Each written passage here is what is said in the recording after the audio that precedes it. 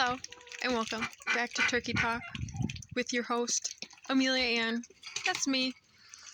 So, I'm going to tell the story about how I got a whole bunch of bread, and also how I was working at the gas station, and kind of like the little story of how this all transpired. It was 2020, the economy crashed. We got behind on our taxes, fast forward 2023, and it was crunch time. We had to pay them by March, or else we lost the property. The age-old story. I know, it's like a Hallmark story. So I was trying to think of everything that I could do, and I decided I would work nights at the gas station. And I haven't had like a quote-unquote like real job for over a decade since I worked at the chocolate shop, which was a pretty awesome job. So I got a job at the gas station working nights, and it was pretty crazy. Basically my whole job was to count cigarettes and make sure that I couldn't stop people from stealing things, just watch people steal things. And then I just had a lot of crazy stuff happen. One of the things that they ended up telling me in training was like, when you take the trash out, make sure that you hold it away from your body so you don't get stabbed by the needles from people doing drugs in the bathroom. Another thing that I learned was that it's like, if anybody does steal anything, you just watch them. Obviously, you don't try and do anything because you don't want to get hurt. I mean, it's not worth it. I was there by myself at nights, which was also pretty crazy. I had some people come in there and tell me like insane stories. This one guy came in and was like, so you're working by yourself at night? And I was like, yes, I am. He's like, my friend got killed working nights at a convenience store. I was like, oh, that's horrible, and I'm really sorry. And he's like, and it wasn't too far away from here. It was just on state. And that kind of freaked me out. I was like, they really don't pay me enough for all this. I wish they did. Okay. And I ended up getting fired from the first place that I worked at, unfairly. So if anybody's worked at like a gas station or anything like that, you know what the deal is. When you get over like $100, you're supposed to put it in the safety deposit box. And so I did that. And then at night, you can't have over $100 in the till.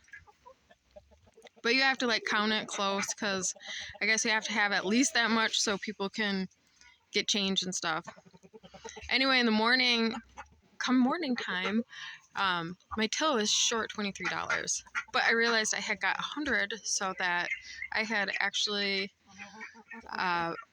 deposited the 100 in the drop box, so I told my manager, I was like, oh, well, there's a $23 overage in the drop box. Just unlock it, and then we'll be good, And she told me, oh, you fix it. And I said, well, no, you fix it. You're the manager. And she said, get your shit and get out of here. And so I couldn't stand it anyway. And this is why I couldn't stand it. I was there for 2.5 months. She gave me a freaking large shirt. I'm not large. She gave me a large shirt that was used. Okay, it was gross. Like, other people, no respect. So I took that fucking disgusting used large shirt off, and I left it there, and I left. And then actually I drove down the road to, there's this other convenience store, and talked to the manager there. He gave me the number to corporate. I called corporate, and I bitched them out about like having to deal with this bullshit, because nobody should have to deal with that kind of shit. And he said, well, that's true. So obviously you're not fired, but I'm sure you don't want to go back. And I was like, no. So I got another job working nights down the road at this other place, which was even closer to the big city. So there's even more, there was more drama there. There was lots of drama. And it was disgusting. It was absolutely filthy. And like everybody, it was basically all the people who lived there, or they pretty much lived there. All the people who worked there, they thought that it was the next person's job to like clean the bathroom or stock the shelves or sweep or mop or do anything. It was always the next person's job. But I can't stand that, and I can't stand living. I felt like I was living there. Okay. Working in a place that's absolutely filthy, besides a farm, because I'm outside and there's dirt everywhere. So I was like drinking a lot of energy drinks and cleaning everything all night long. It was a really unhealthy lifestyle for me. Plus, there was all these crazy people coming in and telling me all sorts of shit all the time. And like, it wasn't adding up, okay? But one person came in and they said, I drive truck for the local bread place. And I was like, oh, tell me more. And it happens that he was the delivery driver for the place down the road. And this is the bread. It's awesome. And it's really expensive. It's like $6 a loaf for all the sourdough and $7 for the specialty ones, like the cherry walnut, and then like $5 for the sliced bread. So he said, well, I told him that I have an animal sanctuary and I have all these birds and these horses, and like it's a struggle to pay for everything, and why is it there, blah blah blah blah. He said, go talk to him. So I did. Fast forward a couple months, they said that I had to find an enclosed trailer. If I could find an enclosed trailer, I could have all of their excess bread. And it was really awesome because my partner has an enclosed trailer that he doesn't always use. So he said, go ahead, use my trailer. So we cleaned it out. We parked it there. And we started getting their bread. And so I think I showed you what was going on. This is the bread. So don't mind that stuff. Okay. This is from 1 week. It's a big trailer, okay? And this is like, it's coming out of the bottom here. And clearly the horses are super excited. They keep lining up. We feed them the baguettes and some of the sourdough and stuff, and they're like super stoked about it. The birds are they are done eating bread at this point. But it's also good because they're not eating their freaking eggs anymore, which is pissing me off. Right? So I don't know how much longer I'm gonna keep it up. I know that there's gotta be 1,500, 2,000 loaves here. And whatever, $7 a loaf. Help me out, do math here.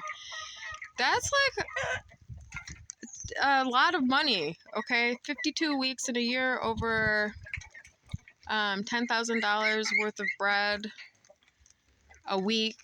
That's like $500,000 worth of bread that we're getting now.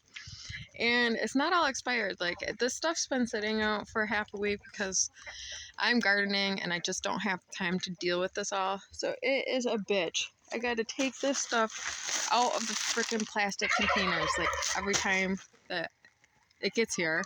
So there's 2,000 loaves of bread that I'm ripping apart and then having to throw in a pile to compost most of it because I don't even know what to do with it at this point.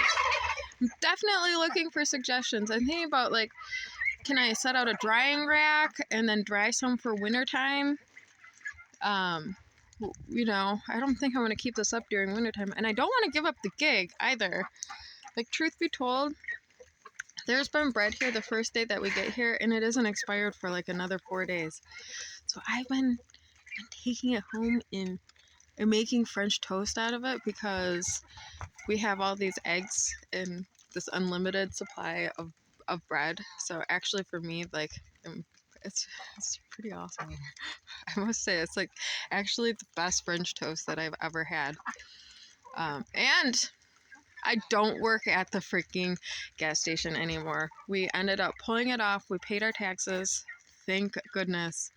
I'm so Well, we paid him for this past year at least. So excited about that. Everybody's excited. And now we have all this bread.